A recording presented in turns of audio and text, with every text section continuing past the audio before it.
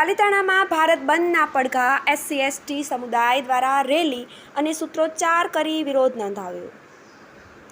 Supreme court દ્વારા SC/ST અનામતને લઈને વર્ગીકરણનો ચુકાદો આપવામાં આવ્યો છે, જેને લઈને આજે 21 ઓગસ્ટને લઈને ભારત બંધનું એલાન આપવામાં આવ્યું છે અને SC/ST સમુદાયમાં ચુકાદાને લઈને ભારે રોષ જોવા મળી રહ્યો છે। ત્યારે પાલિતાણા ખાતે આજે જકાતનાકાથી ડૉક્ટર બાબા સાહેબ આંબેડકર ચોક સુધી મૌન રેલી કાઢવામાં આવી હતી અને પાલિતાણાના વેપારીઓ દ્વારા બંધ પાળવામાં આવ્યો હતો।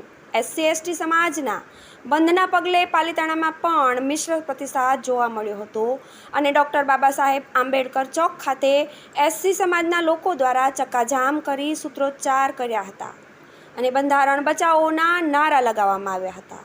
સૂત્રોચ્ચાર કરતા પોલીસ દ્વારા દિનેશભાઈ લાલજીભાઈ મારુ, કિરીટભાઈ શામજીભાઈ સાગઠિયા, જયસિંહભાઈ માવજીભાઈ ચુડાસમા, ધીરુભાઈ ગોવિંદભાઈ રાઠોડ, ખીમરાજભાઈ લાલજીભાઈ બાબરિયા, ગોવિંદભાઈ નાગજીભાઈ ચુડાસમા વગેરે આગેવાનોની અટકાયત કરવામાં આવી હતી। ત્યારે ભારત બંધના પગલે પાલિતાણામાં વેપારીઓનો મિશ્ર પ્રતિસાદ જોવા મળ્યો હતો અને આજે SC/ST સમુદાય દ્વારા વિરોધ કરાયો હતો।